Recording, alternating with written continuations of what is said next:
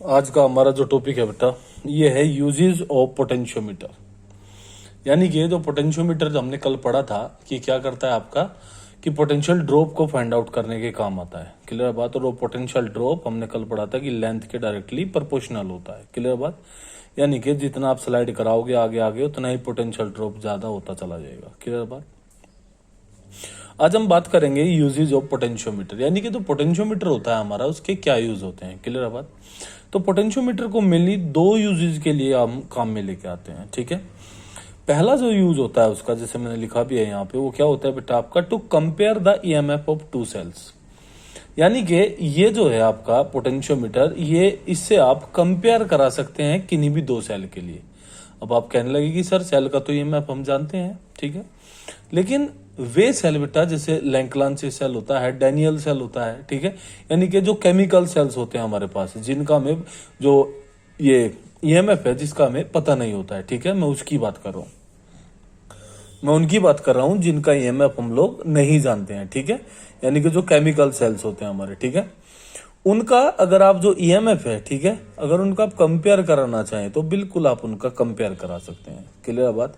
तो कंपेयर कराने के लिए सबसे पहले मैं उसी के बारे में बात करता हूं, यानी कि मैं पहला यूज करता हूं फर्स्ट, यानी कि हम कैसे कंपेयर करा सकते हैं। ठीक है।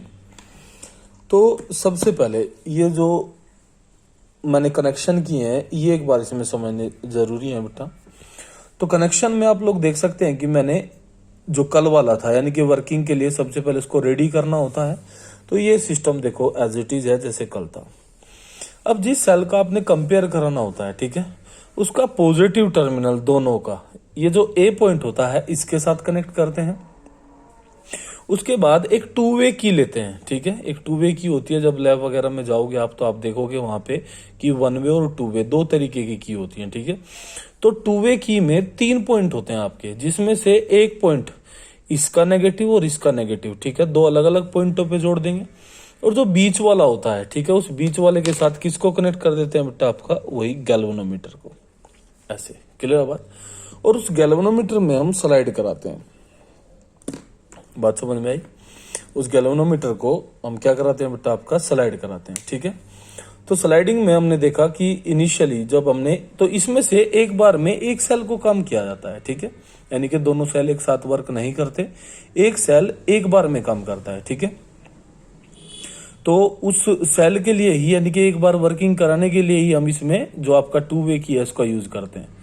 उसमें जो की इंसर्ट होती है, ठीक है, वो बंद होता है, और जो की हम ओपन कर लेते हैं, बाहर निकाल लेते हैं, वो आपका वर्किंग मोड में होता है। तो मैंने सबसे पहले मान लिया कि जो E1 सेल है हमारा, ठीक है, मैं उसको वर्क कराना चाहता हूं। तो मैंने उसकी जो की है बेटा उसको आउट कर लिया यहां से, और जैसे ही मैं उसको आउट करूंगा मैंने देखा कि जो लेंथ आई वो कितनी है बेटा आपकी L1। ठीक है। तो मैं यहाँ पे लिख सकता हूँ फॉर फर्स्ट सेल की E1 इक्वल्स टू कितना हो जाएगा बेटा आपका, KL1 हो जाएगा। क्लियर बात।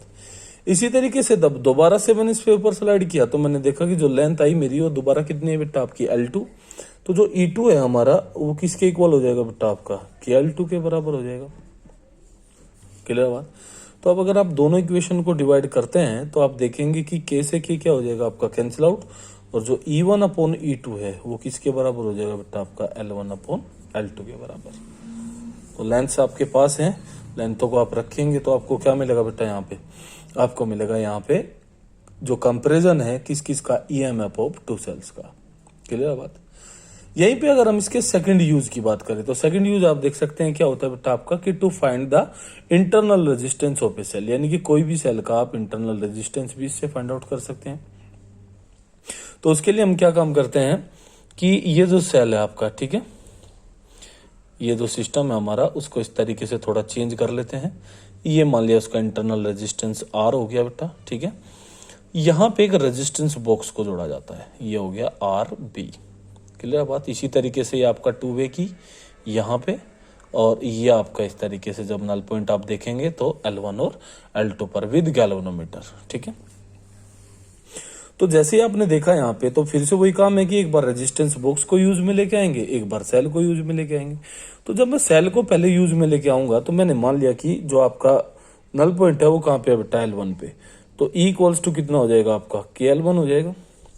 यहीं पे अगर आप देखें तो रेजिस्टेंस बॉक्स में तो टर्मिनल पोटेंशियल होता है, तो यानी कि यहाँ पे ई थोड़ी होगा, आपकी बार क्या होगा बेटा वी, तो वी इक्वल्स टू कितना होगा हमारा KL2। क्लियर बात। अब दोनों इक्वेशन को फिर से डिवाइड करेंगे, तो डिवाइड करने के बाद आप देखेंगे कि K से K फिर कैंसिल हो जाएगा और E upon V equals to कितना हो जाएगा बेटा आपका L1 अपॉन L2। ये एक रिलेशन आपको मिल जाएगा यहाँ पे। क्लियर बेटा बात। अब उसके बाद अगर हम देखें तो हम लोगों ने क्या पढ़ा है, हमने पढ़ा है कि जो EMF होता है सेल का वो किसके बराबर होता है बेटा I into R plus R. ये बात पढ़ते हैं हम लोग। और जो V होता है हमारा वो किसके इक्वल होता है बेटा आपका IR के। तो दोनों इक्वेशन को अगर आप इनको भी डिवाइड करें तो I से तो I कट जाएगा, यहाँ पे ये बचेगा आपके पास E upon V equals to, अब R को दोनों के नीचे लेके जाइए तो ये 1 प्लस आर अपॉन आर हो जाएगा। यहाँ पे E अपॉन वी का क्या वैल्यू है आपके हिसाब से L1 upon L2 equals to हो जाएगा बेटा 1 प्लस आर अपॉन आर। तो यहां से आपको वैल्यू चाहिए स्मॉल आर की, तो ये किसके बराबर हो जाएगी बेटा L1 अपॉन L2 माइनस 1। और यहां से अगर आप आर की वैल्यू निकालना चाहते हैं तो ये आर किसके बराबर हो जाएगा, एक capital R L1 upon L2 minus, तो फिर से लेंथ आपके पास है। क्लियर बेटा बात। रेजिस्टेंस बॉक्स का यूज मैंने बताया था आपको, ये कैपिटल आर आपको पता ही होगा, ठीक है। तो आप वैल्यूज रखेंगे तो आप किसी भी सेल का इंटरनल रेजिस्टेंस जो है वो फाइंड आउट कर सकते हैं। तो ये दो यूज होते हैं बेटा इसके आपके, ठीक है। या तो आप कंपेयर करा सकते हैं ईएमएफ का, और या फिर आप इंटरनल रेजिस्टेंस फाइंड आउट कर सकते हैं। तो मेरे ख्याल में बात समझ में आई होगी।